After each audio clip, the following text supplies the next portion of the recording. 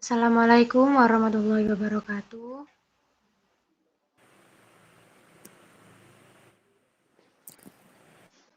Waalaikumsalam warahmatullahi wabarakatuh. Waalaikumsalam warahmatullahi wabarakatuh.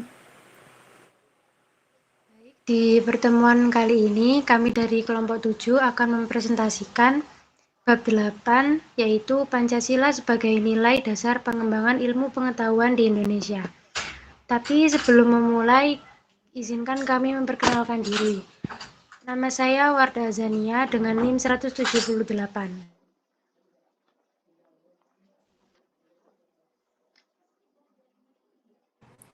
Nama saya Eka Safitri dengan NIM 128. Nama saya Deva Nirwati Pangestu dengan NIM 069. Baik, untuk selanjutnya akan dilanjutkan oleh Aulia.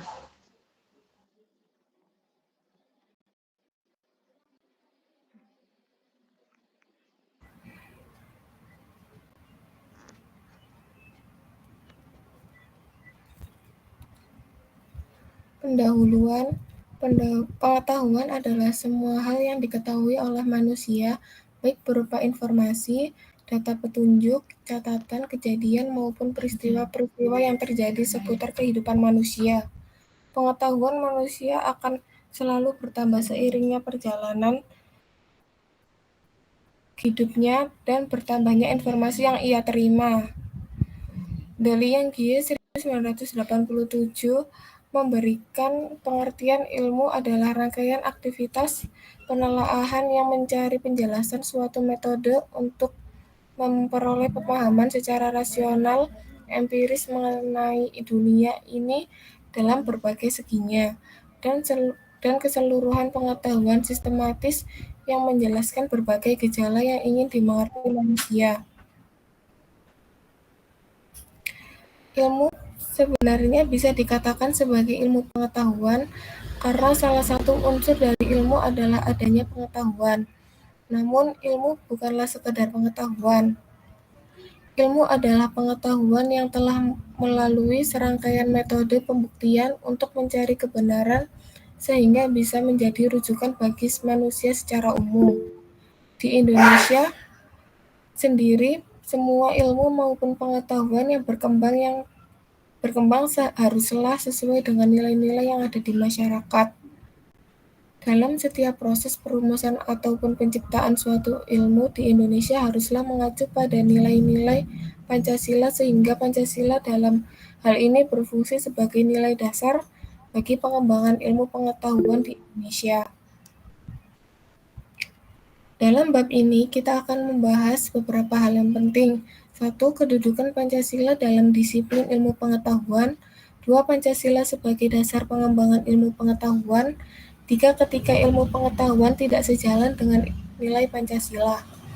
Yang pertama akan membahas tentang kedudukan Pancasila dalam disiplin ilmu pengetahuan.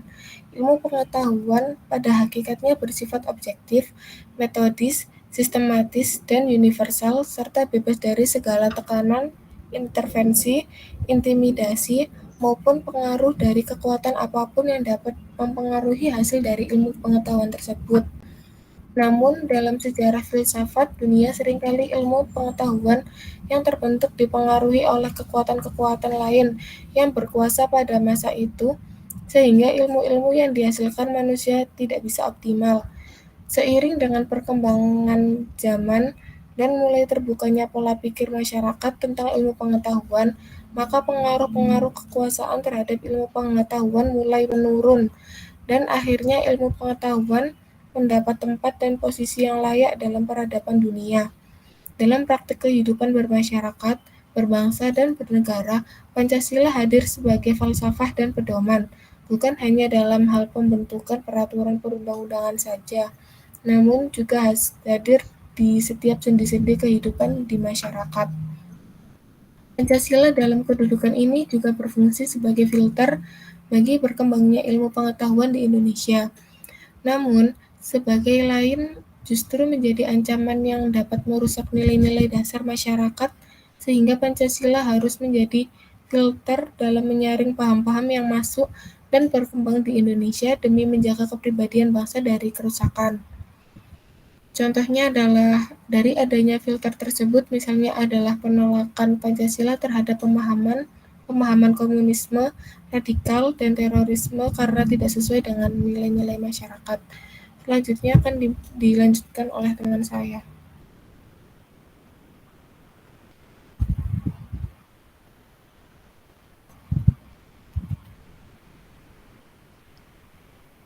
B. Pancasila sebagai dasar pengembangan ilmu pengetahuan. Yang pertama, pengembangan ilmu pengetahuan berdasarkan nilai ketuhanan.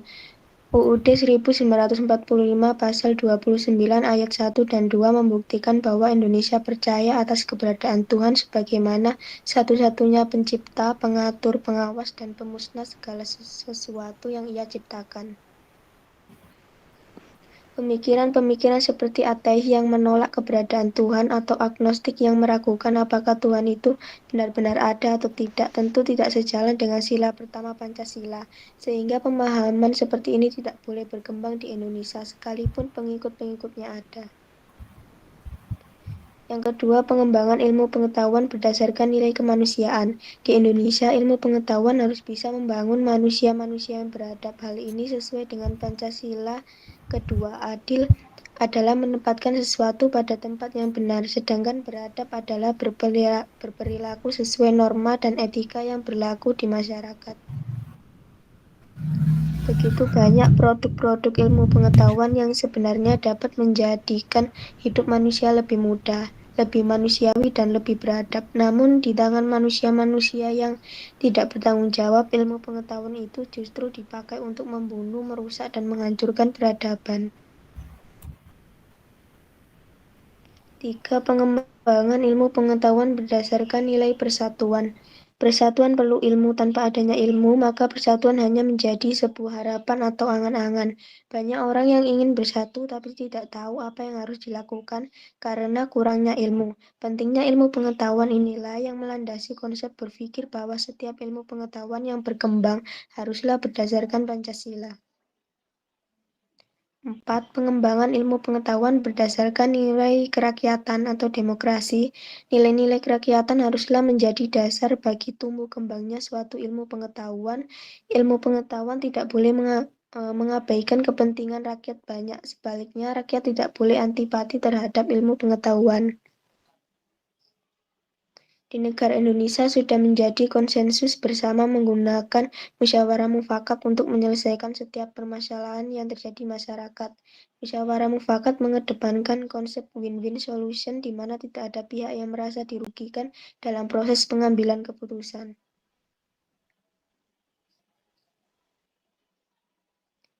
Yang kelima, pengembangan ilmu pengetahuan berdasarkan nilai keadilan sosial. Prinsip dasar keadilan sosial adalah adanya kesamaan hak dan kewajiban bagi setiap masyarakat tanpa membeda-bedakan suku, ras, agama, maupun golongan tertentu. Pengembangan ilmu pengetahuan di setiap bidang keilmuan hendaknya dilakukan dengan berdasarkan kepada nilai-nilai keadilan sosial. Artinya, setiap kelompok ilmu tidak boleh saling menghambat berkembangnya ilmu lain atau mengklaim bahwa bidang ilmunya paling penting atau paling benar. Next. Selanjutnya adalah ketika ilmu pengetahuan tidak sejalan dengan nilai Pancasila. Kekuatan utama manusia terletak di akalnya. Dengan akal tersebut, manusia bisa menciptakan peradaban. Dan dengan akalnya pula, manusia bisa menghancurkan peradaban. Dengan ilmu pengetahuan yang dimiliki, manusia selalu berinovasi dan berkreasi dalam menciptakan kemudahan-kemudahan hidupnya.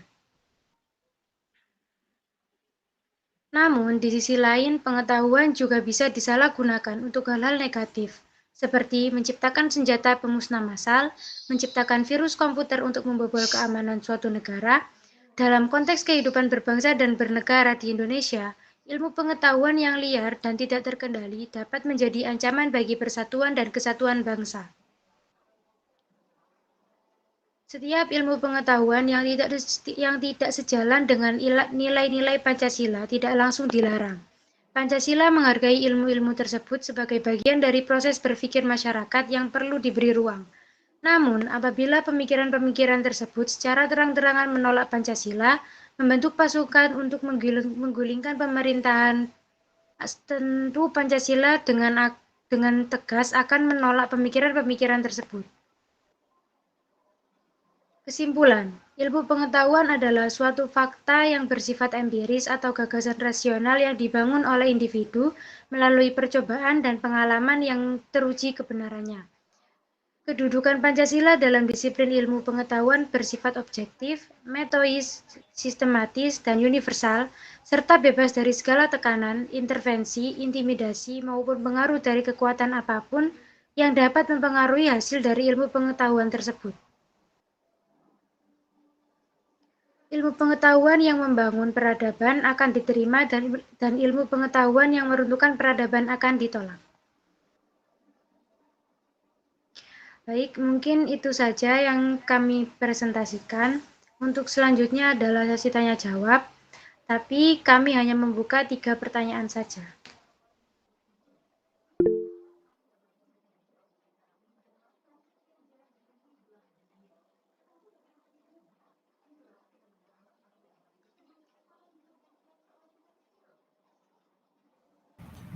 Untuk Ifaridatul Arifah, silahkan. Baik, terima kasih atas kesempatannya. Ada beberapa ilmu pengetahuan yang tidak sejalan dengan nilai Pancasila. Lalu, bagaimanakah sikap Pancasila dalam menghadapi ilmu-ilmu dan ideologi-ideologi yang bertebaran di masyarakat?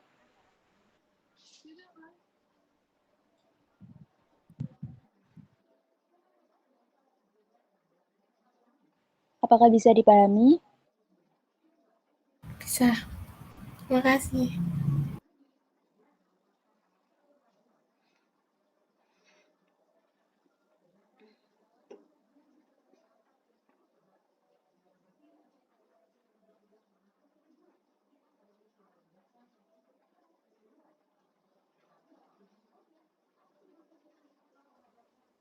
Selanjutnya untuk Afifa bisa dibacakan.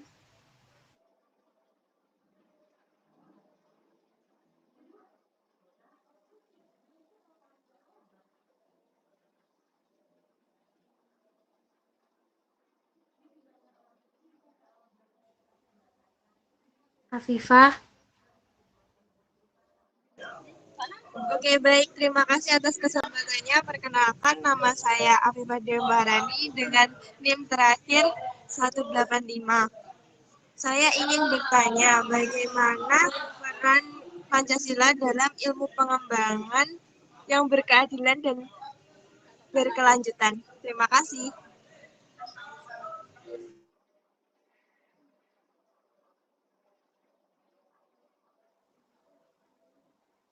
Baik, tersisa 1 pertanyaan lagi.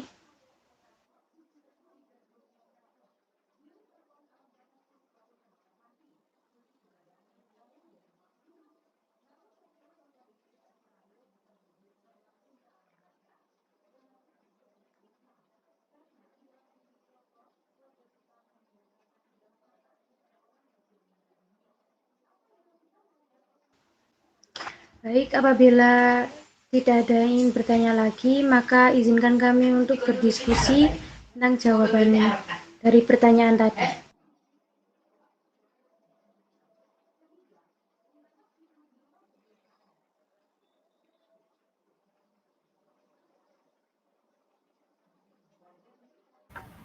Saya akan menjawab pertanyaan dari Ifaridatul.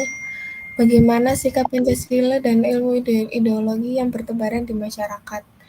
Sikap terhadap Pancasila dan ilmu ideologi dapat bervariasi di masyarakat.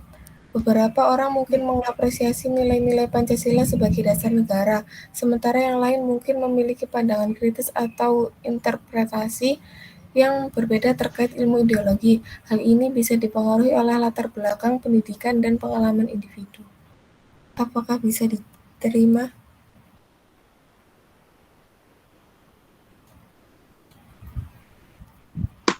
Bisa, terima kasih.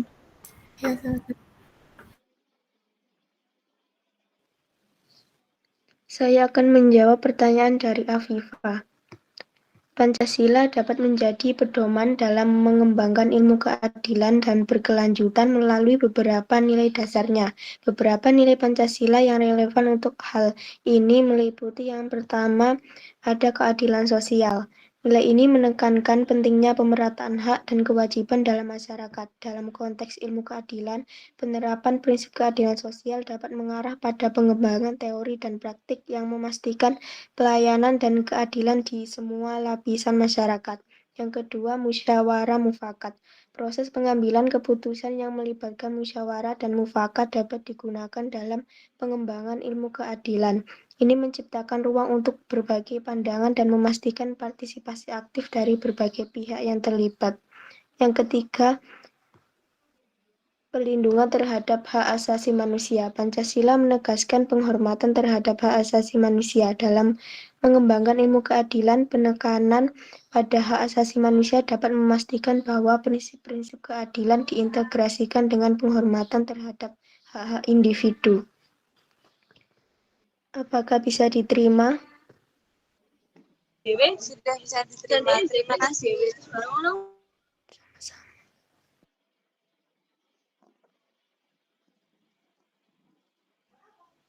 Baik, untuk satu pertanyaan lagi.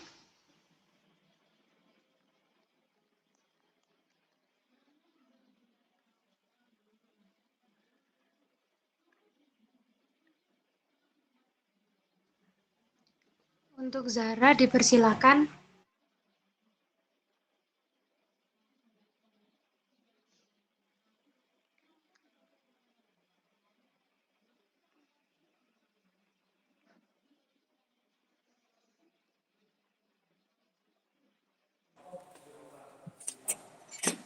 Halo,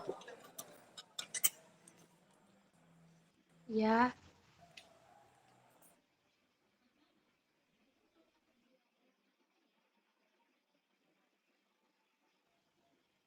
baik Zahra, silakan disampaikan pertanyaannya.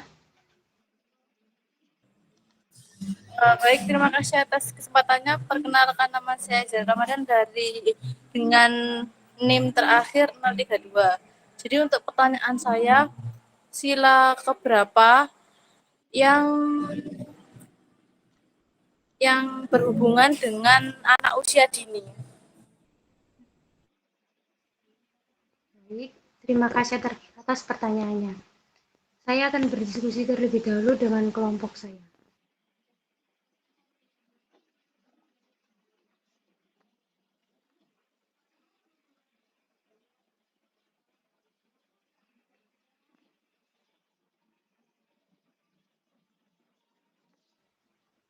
Baik, di sini saya akan menjawab pertanyaan dari Zahra. Pertanyaannya tadi adalah sila keberapakah yang menjelaskan pendidikan anak usia dini dan mengapa memilih sila tersebut? Jawabannya adalah sila yang keempat, karena di sila tersebut ada penjelasan yang menyatakan gotong royong. Gotong royong sendiri dapat menjelaskan pendidikan anak usia dini. Gotong royong menekankan kolaborasi dan kebersamaan. Hal yang penting dalam menciptakan lingkungan pendidikan yang mendukung perkembangan anak, melibatkan orang tua, guru, dan masyarakat secara bersama-sama, memastikan anak mendapatkan dukungan holistik untuk pertumbuhan mereka. Apakah bisa diterima? Baik, terima kasih atas jawabannya. Sama. Baik, mungkin itu saja untuk presentasi pada pertemuan kali ini. Terima kasih atas waktunya. Kami dari kelompok 7 mohon maaf apabila ada salah kata. Wassalamualaikum warahmatullahi wabarakatuh. Selamat malam. Waalaikumsalam warahmatullahi wabarakatuh.